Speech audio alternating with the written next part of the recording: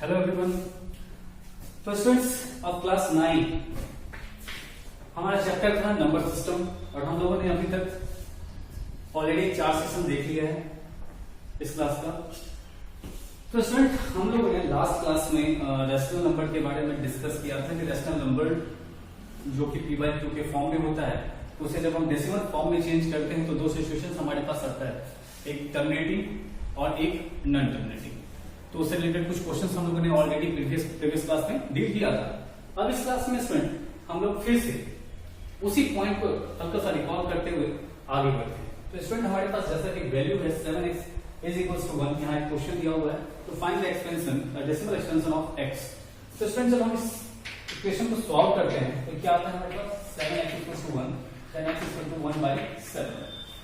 अब स्टूडेंट यहाँ देखिएगा, यहाँ x का वैल्यू क्या है हमारे पास 1/7 आया है। ओके, ये क्या है रेशनल नंबर है क्योंकि p बाई q के फॉर्म में है और t और q दोनों ही क्या है हमारा इंटीजर्स है। ओके स्टूडेंट, अब हमें इसका डेसिमल एक्सपेंशन देखना है। क्या देखना है इसका डेसिमल एक्सपेंशन? तो हम लोगों ने लास्ट क्लास में ऑलरेडी सीख लिया था कि किसी भी रेशनल नंबर को हम लोग डेसिमल फॉर्म में चेंज करते हैं तो वहां दो सिचुएशंस क्रिएट होता है। पहला टर्मिनेटिंग और दूसरा जो है हमारा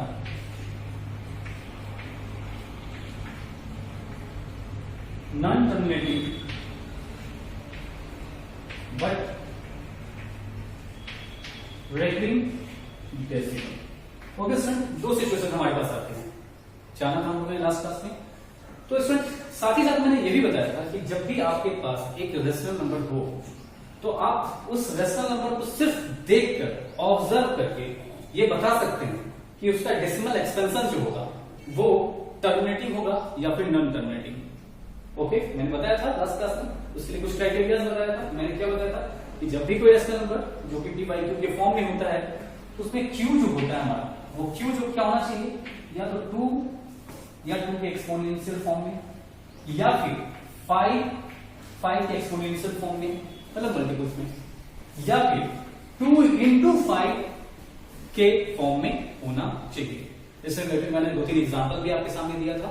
ओके, तो इस पॉइंट को हमेशा ध्यान रखेंगे। तो बस इस प्रॉपर्टी को ध्यान रखकर इसे रिकॉल करके हम बड़ी आसानी से ये बता सकते हैं कि ये जो हमारा रेशनल नंबर है ये कैसा रेशनल नंबर होगा।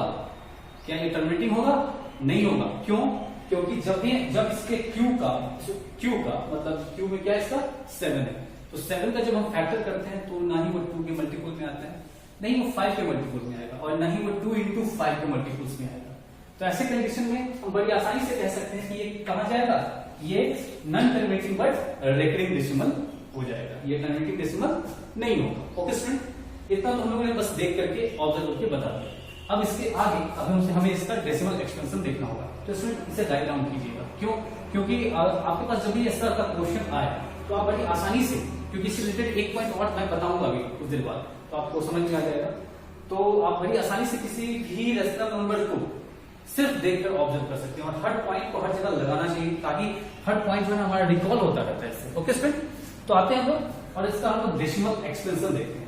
चलिए, डेसिमल एक्सपेंशन यहाँ हमारे पास जगह है फोटो, यहीं पर करते हैं। यहाँ क्या है हमारे पास 1/7, इट मीन 7 से 1 में हमें डिवाइड करना है। देखते हैं क्या आता है हमारा वैल्यू, पॉइंट देते हैं 0, 1 7 3 0, 4 times 28, 2 0, 2 times 14 6 0, 8 time 56 4 0, 5 times 35 5 0, 7 times 49 1 और फिर 0 और 1 टाइम्स 7 फिर 3। अब देखिए स्टूडेंट,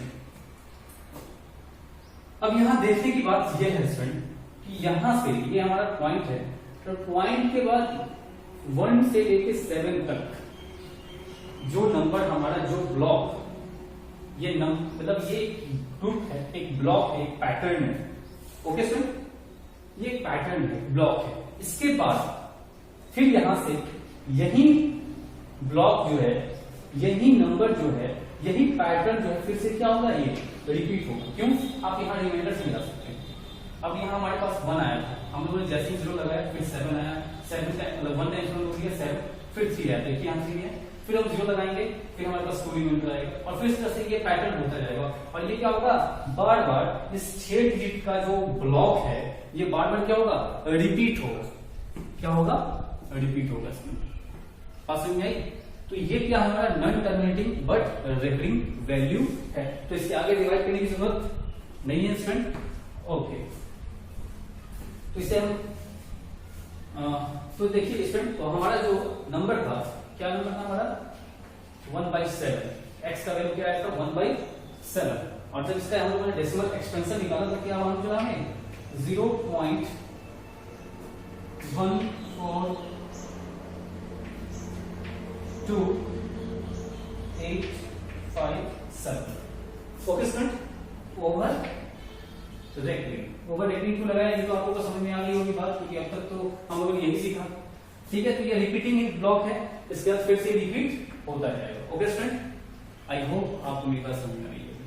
तो ये तो कुछ हमारा कुछ प्रीवियस पॉइंट था जिसे हम लोगों ने क्या किया, रिकॉल किया। अब हमारे पास आज के क्लास का कुछ नया टॉपिक होगा, उसे हम लोग फिर से आगे बढ़ाते हैं। चलिए स्टूडेंट,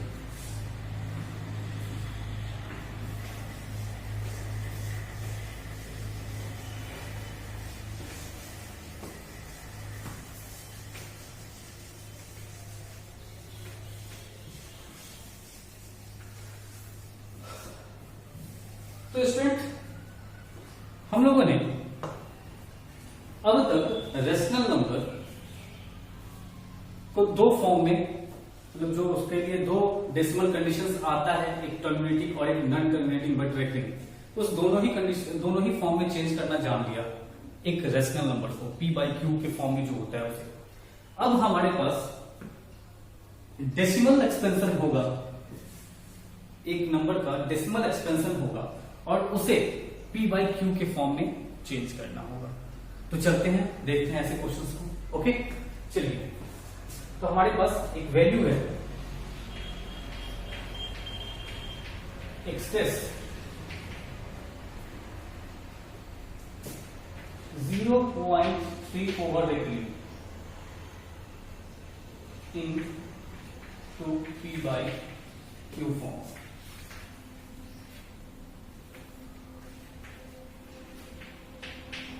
क्या करना है हमें, इस वैल्यू को p/q के फॉर्म में चेंज करना। Okay student, any problem? तो स्टूडेंट सबसे पहले ये बार कहां लगा है, तो हम देख रहे हैं कि हमारे पास जो नंबर है डेसिमल में, उस नंबर में डेसिमल के बाद सिर्फ एक डिजिट है और उसके ऊपर बार लगा है, और जब उसके ऊपर बार लगा है इट मीन्स उस डिजिट का रिपीटेशन है। क्या है वो, रिपीटेशन है। तो ये कैसा वैल्यू है, ये एक non terminating but recurring value है, और रेकरिंग किसके ऊपर है, 3 के ऊपर है, इट मींस 3 रिपीट होगा। तो क्या हम इसे 0.333 एंड सो ऑन लिख सकते हैं स्टूडेंट, लिख सकते हैं। ओके, बस ये रिकॉल, ये दिमाग में रखना है, क्या हम इसे इतना लिख सकते हैं, लिख सकते हैं ना। तो चलिए स्टूडेंट, अब इसका सॉल्यूशन देखते हैं।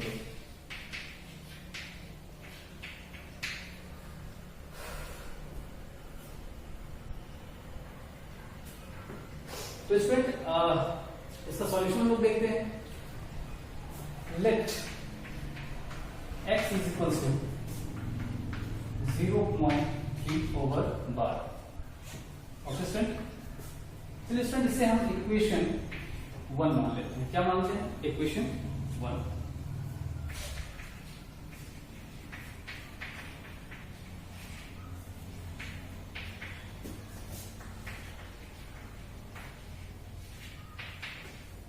क्या लिखा है मैंने, multiply both sides by 10 in equation 1।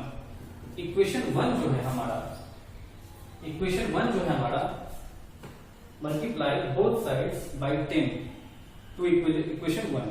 जो हमारा इक्वेशन 1 है, इसमें दोनों साइड है हमारे पास, x है, एक साइड में हमारा x है और दूसरी साइड में 0.3 ओवर बार है।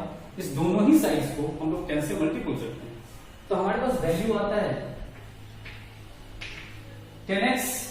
ओके स्टूडेंट, हमारे पास वैल्यू आता है 10x और यहां आता है 3.3 रेक्टिंग। Excuse me student.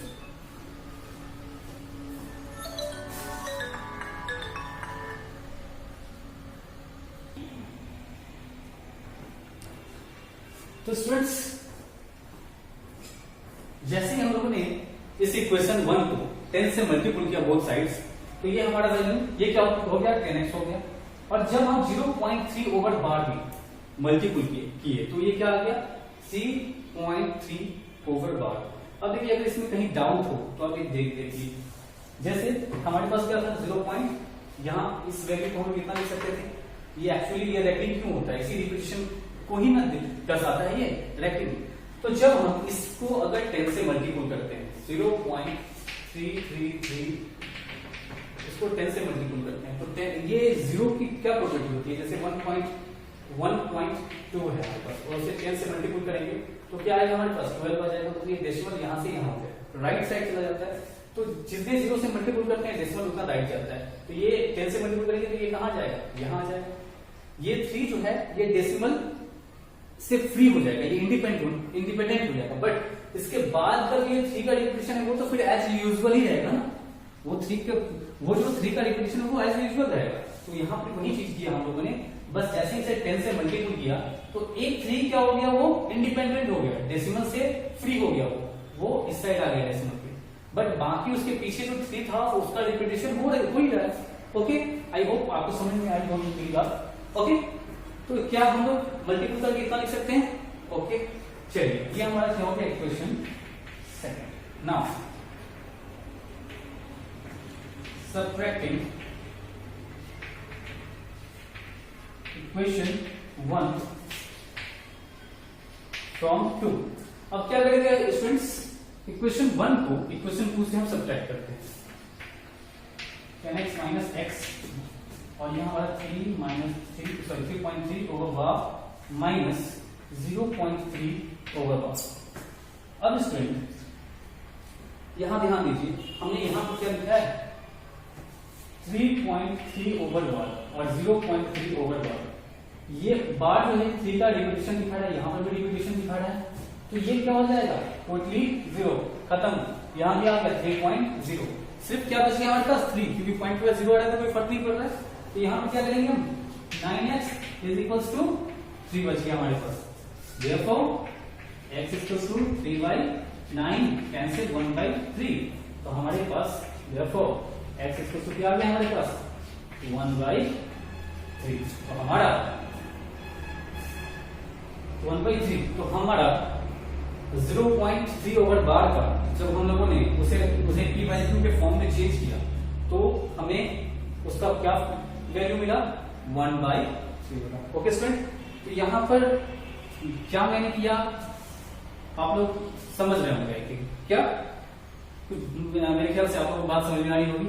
चलिए कुछ एग्जांपल्स और हम देखेंगे, कुछ डिफरेंट एग्जांपल्स भी देखेंगे और वहां पर आपका ये जो भी सस्पेंस हो रहा होगा, जो भी प्रॉब्लम आ रही होगी वो क्लियर हो जाएगा। तो आप लोगों ने देखा स्टूडेंट कि किस तरह से हम लोगों ने एक non terminating but recurring decimal को p बाई q के फॉर्म में चेंज किया।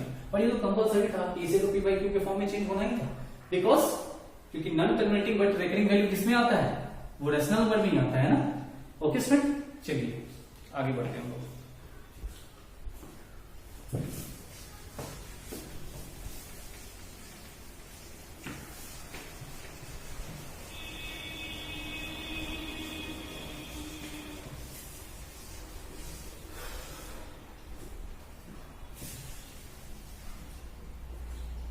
स्टूडेंट हमारे पास एक और क्वेश्चन है 0.7 ओवर बार एंड मेरा रिक्वेस्ट है कि आप लोग इस समय वीडियो को पॉज कीजिए और इस क्वेश्चन को खुद अपनी कॉपी पर सॉल्व कीजिए। देन आफ्टर अगर आपको कोई प्रॉब्लम होती है तब फिर आप मेरे वीडियो को प्ले करके और तब इसके सॉल्यूशन को मिला लीजिएगा, ठीक है, क्योंकि इससे आपका कॉन्फिडेंस लेवल बढ़ेगा। पर सिमिलर क्वेश्चन है, कोई भी चेंजिंग नहीं है इसमें, आप मिला सकते हैं, क्वेश्चन में कोई चेंजिंग नहीं है। मैं इसका सोल्यूशन देने जा रहा हूँ, बट आप लोग पहले वीडियो को पॉज करेंगे और फिर इसे सॉल्व करके देखेंगे। ओके स्टूडेंट, चलिए हम लोग सॉल्व करते हैं इसे। तो स्टूडेंट जैसा कि है इस वैल्यू को हम लोग 0 0.777 एंड सो ऑन लिख सकते हैं student, you have to write 0.7 over bar to this. Okay now students, चलिए हम लोग अपने सॉल्यूशन पे आते हैं। ये बस मैंने जानबूझ के लिखा है ताकि आपको रिकॉल होता रहे, आप रिकॉल करते रहे इस बात को कि हम इससे इस फॉर्म में लिख सकते हैं। ओके तो स्टूडेंट्स, जब इसका सॉल्यूशन हम करने जाते हैं तो चलिए late x is equal to 0.7 over bar. Okay student, this is equation 1. Multiply both sides by 10. Equation 1. Equation 1 को to equation 1 को दोनों साइड दोनों फिर 10 से मल्टीप्लाई करेंगे तो हमारा ये वैल्यू क्या आ जाएगा, 10x आ जाएगा। और ये कितना आ जाएगा, ये आ जाएगा हमारा 7.7 ओवर बार। क्यों आया ये तो क्लियर हो गया आपको। जैसे ही यहाँ पर 10 से मल्टीप्लाई करेंगे तो डेसिमल एक राइट ऐसे करके यहाँ आ जाएगा। ये 7.777 रिपीटिंग हो सकता है और 7.777 जब ये 7.777 आएगा तो हम रिपीटिंग आएगा तो 7 इसे हम 7.7 ओवर बार लिख सकते हैं। कैसे लिख सकते हैं, ओके ये कॉमन सेंस की बात है, ये हो चुका है हमारा। चलिए इसे इतना लिख सकते हैं स्टूडेंट्स। ओके तो स्टूडेंट थोड़ा सा कंसर्स रहेंगे, बोर्ड पर देखेंगे कहीं हो सकता है कुछ छूट जाए। मैथ्स है काफी है तो बड़ा मजेदार सब्जेक्ट होता है, ये काफी इंटरेस्टिंग होता है, बट साथ ही साथ बहुत ही बारीकियां भी होती हैं इसमें। एक छोटा सा माइनस ऑफ पॉइंट, एक डेसिमल, एक माइनस पूरा खेल बिगाड़ देता है, पूरा का पूरा मतलब क्वेश्चन का पैटर्न ही बदल देता है ये। ठीक है चलिए स्टूडेंट तो हम लोग देखते हैं। तो ये हमारा क्या हो गया इक्वेशन, ये हो गया हमारा equation second. Okay student, any problem. जैसे हम लोगों ने इसे मल्टीप्लाई किया और ये क्या आ गया हमारा इक्वेशन सेकंड हम लोगों ने कर दिया। नाउ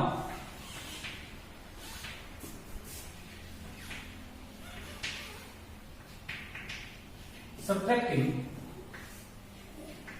equation 1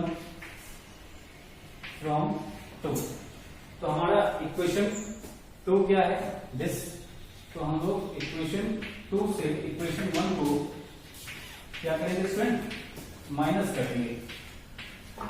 और जब हम इसे माइनस करते हैं तो हमें क्या मिलता है स्टूडेंट, हमें मिलता है 9x is equal to 7 that's it, क्योंकि पॉइंट के बाद और यहाँ पॉइंट के बाद 7 ओवर रेखिंग बार है जिससे वो कैंसिल हो जाएगा।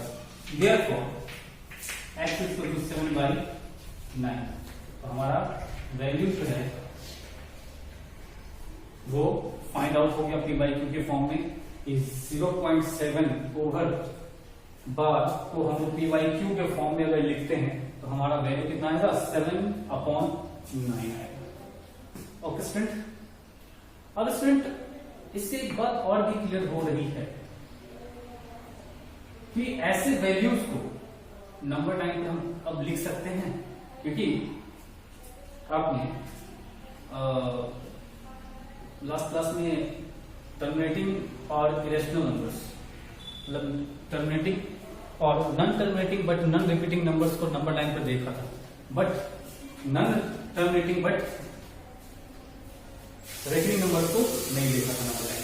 ओके सर, खैर मैं इसको बाद में डिस्कस करूंगा। चलिए आगे बढ़ते हैं हम लोग, कुछ और की एग्जाम्पल्स लेते हैं।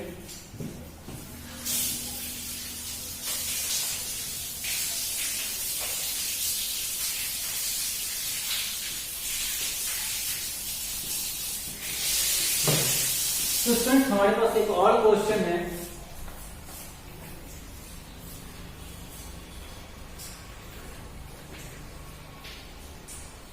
Express 5.2 over bar into p/q form.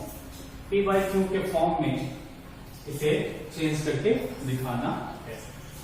तो स्टूडेंट काफी आसान सा काम है, वही काम है फिर से हम लोग को करना है।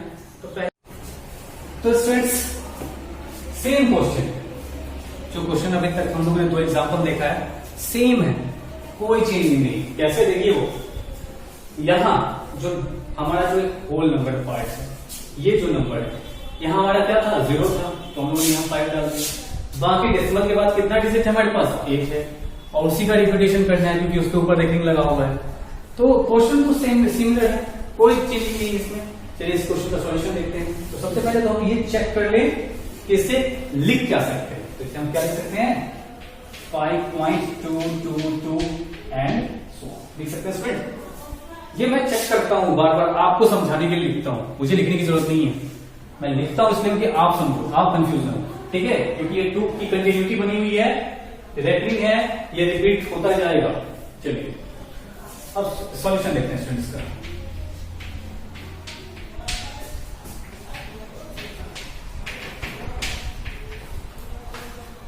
तो स्टूडेंट्स हम लोगों ने क्या किया, इस वैल्यू को क्या मान लिया x मान लिया, और this is equation number 1। Okay, now same work करेंगे हम, multiply both sides, multiply both sides by 10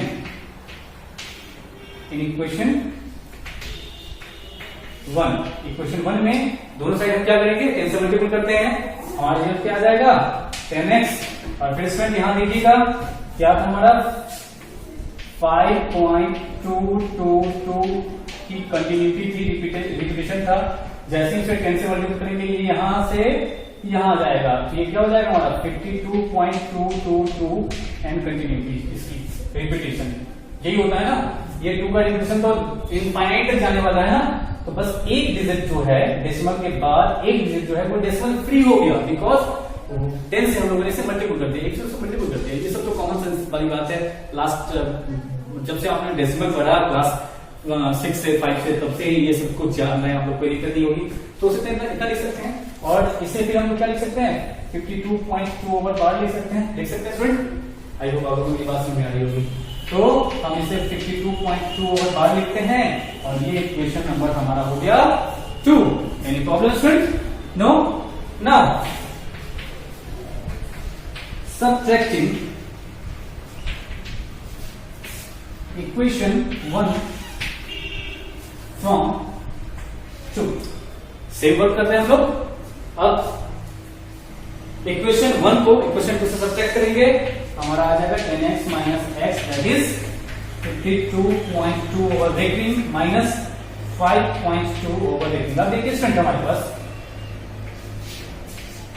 ये हमारा रफ एरिया है, छोटी छोटी चीजें हैं, लेकिन मैं बताता हूं बार बार ताकि आप लोग कहीं भी कोई भी मिस्टेक ना करें।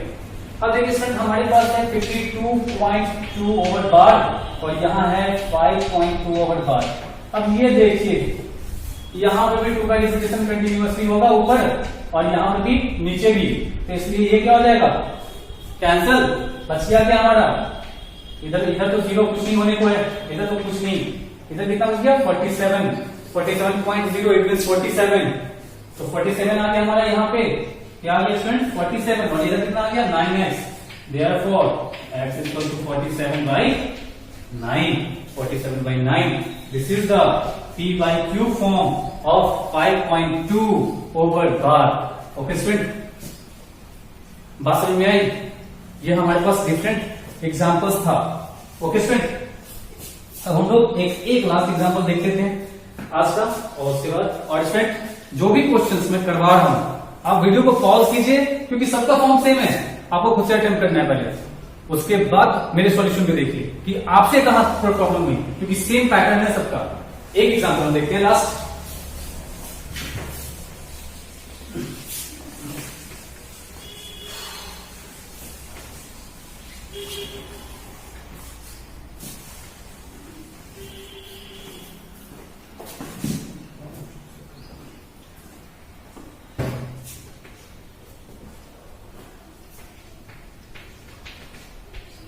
तो स्टूडेंट हमारे पास एक लास्ट एग्जांपल में लेके चल रहा हूं आज का क्लास का। हमारे पास एक वैल्यू है, एक नंबर है, डेसिमल फॉर्म है, डेसिमल नंबर, वो है हमारा 1.27 ओवर बार। बहुत सिंपल सा क्वेश्चन है। अब आप यहां पर घबराइएगा मत, सबसे पहले जो वर्क हम करते हैं वो करेंगे। इसे क्या लिख सकते हैं तो इसे हम लिख सकते हैं 1.272727 एंड सो ऑन। मतलब यहां डेसिमल के बाद दो ऐसे डिजिट हैं जिसके ऊपर बार लगा है, और इस कारण से ये दो डिजिट जो है हमारा बार बार क्या होगा, रिपीट होगा। दोनों डिजिट बार बार रिपीट होगा, तो रिपीटेशन यहां पर दो डिजिट का है। ओके स्टूडेंट, चलिए इसे हम इतना लिख सकते हैं। अब हम लोग सॉल्यूशन पे आते हैं। सॉल्यूशन पे जब आएंगे student, let x equals to 1.27 over bar. This is our equation number 1. Okay student, multiply both sides by 100 in equation 1. अब आप लोग थोड़ा सा शॉक नहीं हो जाइएगा स्टूडेंट, बहुत सिंपल सा है, कुछ मैंने एक्स्ट्रा नहीं किया। और स्टूडेंट बार बार में आप देख रहे होंगे कि सर दोनों साइड 10 से मल्टीपल करते हैं, कभी दोनों साइड 100 से मल्टीपल करते हैं, क्यों करते हैं? तो क्लास 8 तक आप लोगों ने बार बार पढ़ा है, किसी भी इक्वेशन के बोथ साइड्स हम सेम नंबर ऐड करते हैं, सब्ट्रैक्ट करते हैं, मल्टीपल करते हैं, डिवाइड करते हैं। कोई फर्क पड़ता है उस इक्वेशन पे?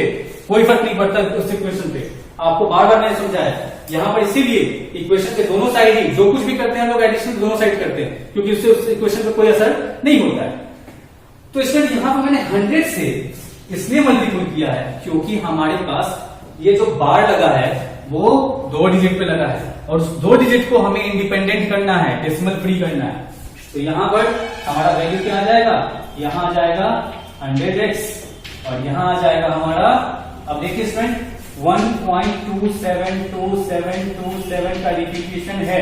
जैसे ही उसे 100 से मल्टीपल करते हैं हमें क्या मिल जाएगा, 2 जीरो से मल्टीपल कर रहे हैं, ये डेसिमल यहां से आकर और यहां आ जाएगा, तो ये आ जाएगा हमारा 127.272727 का रिपीटेशन होता जाएगा, कोई दिक्कत नहीं है स्टूडेंट।